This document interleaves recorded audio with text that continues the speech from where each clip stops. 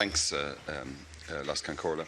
Well, Minister, I suppose one of the characteristics of the outgoing government is that in real terms for per capita you've seriously cut funding for third level education, and that's one of your legacies. And do you expect, you've also obviously significantly increased third level fees, and do you expect the expert group on future funding to report shortly, and will it include student loans, and would that be something that you would support yourself, given the kind of the dire constraints that now seem to be operating in terms of our third level sector financially? Thanks. Minister. Thank you, Deputy Broughan. The Government recognises the importance of the higher education sector to Ireland's future economic and social development. It also acknowledges that the sector must be resourced sufficiently and in a sustainable manner to ensure it can deliver on our national ambitions. The reality of the economic situation and the public expenditure corrections which had to be made in recent years presented challenges across all areas of public expenditure, including higher education.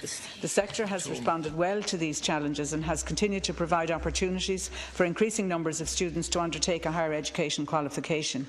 However, in recognition of funding pressures, an expert group chaired by Peter Castles has been established to examine funding arrangements for higher education and to identify a range of approaches that, combined, will achieve a sustainable funding base. I understand that the group is in the final stages of its deliberations, and I expect to receive its report soon.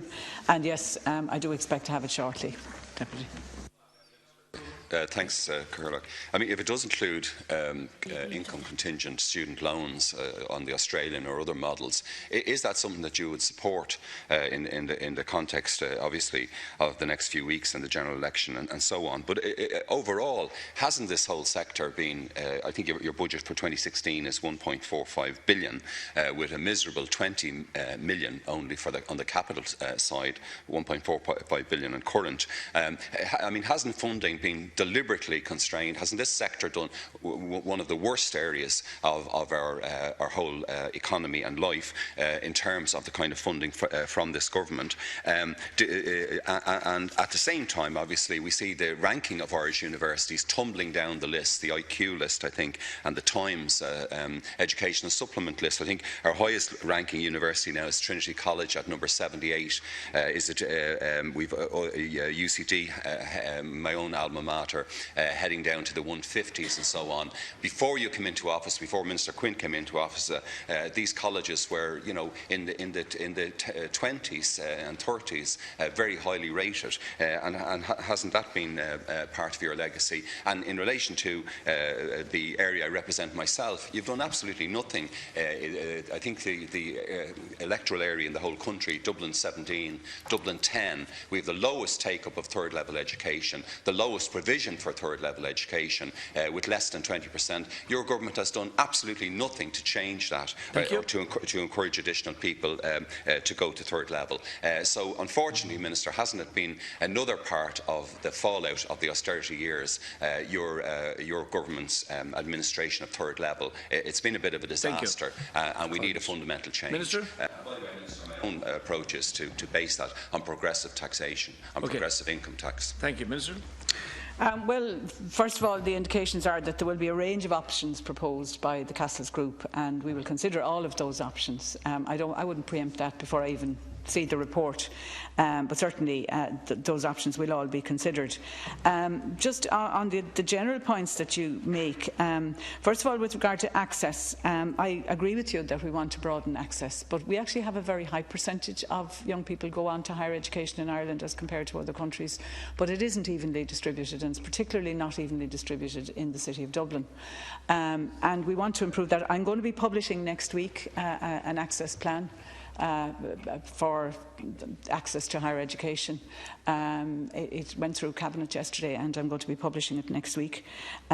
So that will have specific plans and targets in relation to broadening the opportunity for access to higher education. Of course, it's not the only option, and we're also going to be introducing 25 new apprenticeships, along with my colleague Minister English.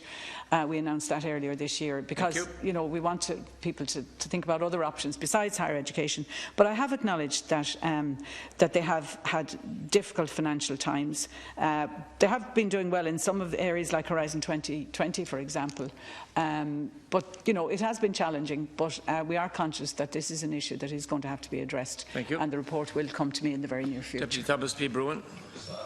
Are you planning, and with your own party, are you planning to provide additional resources through a progressive taxation system, or are you going to go down these other roads, as I said, like income contingent student loans, another burden on young people, facing up to high rents, mortgages, difficulties of getting a job in a tough economy, and so on? Are you preparing to go down that road and the road we saw before with the increase in fees, or else to begin properly resourcing the sector, which has been, in fact, one of the victims of the austerity years, and to try and bring it back up to the levels that it seemed to be reaching before, in fact, your government came into office and before the last government embarked on its crazy austerity programme. The international rankings, as I said, of our colleges, of our top universities, it is deplorable that we've had such a fall from grace, if you like, and that our international reputation in that regard has been damaged during this period of your administration. Minister, Thanks, conclude. Well, I can assure you we didn't cut any budgets because we wanted to, Deputy Broughan. We were faced with extraordinarily difficult political decisions. Okay, just Minister. We didn't actually have choices in terms of the overall amount of money that we had. The amount you take in taxation, the amount you have to borrow, is something that you have to deal with when you're in government, and we dealt with it. We have now begun the recovery, and certainly my very strong view, and I think it's been supported by my colleagues in government insofar as we've got an increase in the education budget in the last 2 years, is that public services, particularly education and others, need to be funded, and I would strongly be of the view that we need to ensure that that the whole area of public expenditure, where it is good public expenditure on areas like education, has to be prioritised and will be prioritised. But I'm not going to preempt what the report is going to propose. We're going to consider the options that are going to be put forward in the report, and I expect to have it very shortly. Thank you, Minister. Now, deputies who have questions 11 and 12 are not present, so I go to Deputy Donald O'Brien, number 13.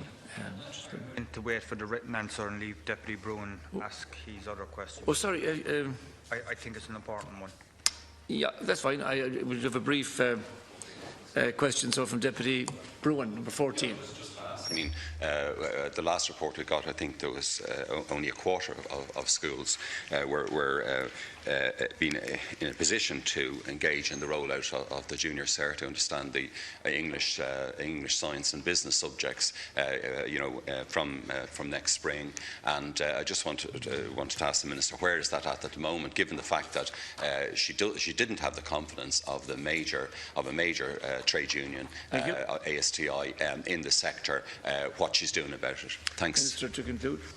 Thanks, Deputy. In September 2014, implementation of the junior cycle commenced with a new specification in English and the availability of a number of short courses.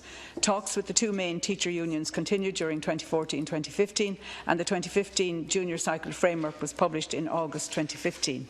Agreement was reached with the leadership of the two unions in May 2015 on revised reform proposals and on supporting the implementation resources in July 2015. Following a ballot of members in September, these proposals were accepted by members of the TUI and rejected by members of the ASTI. A comprehensive professional development programme to support junior cycle is currently being rolled out. This includes seminars for school leaders, whole school CPD, subject-specific seminars, teacher-led CPD and school visits. In September 2016, new specifications for business and science will be introduced for implementation in schools. Now, they're not those two subjects, it's only English that's going ahead this year. TUI members are participating in the CPD programme following the outcome of their union ballot. The ASTI has recently engaged in a consultative process with its members on the junior cycle proposals following the outcome of their ballot. Thank you. Deputy Broughan, just one supplementary is all we have time for. I'll just ask as the Minister, again, it's a major policy that the current government has followed, and the government is ending, and nothing has been achieved.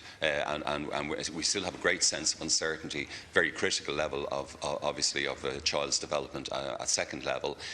You know, how that's going to be handled now, and all the way, you know, given the importance of the learning programme for those teenage years. So just ask the Minister again if she can take any initiatives, even in the next couple of months, to either bring forward the programme or to make the kind of to address the grave concerns that, in particular, ASTI Trade Union and their membership has put to you over the last few years. Minister, to conclude.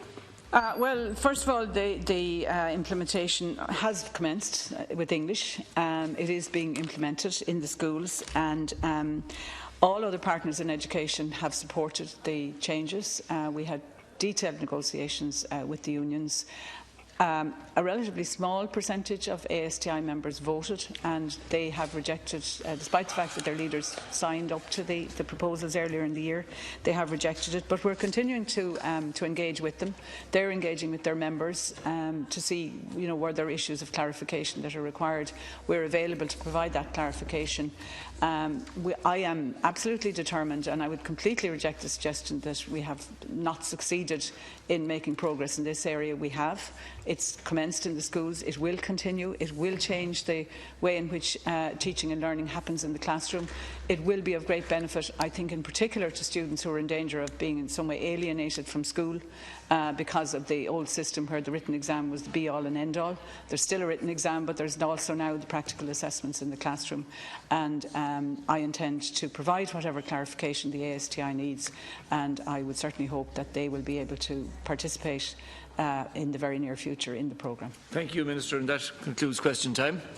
And we'll now go on to the next business.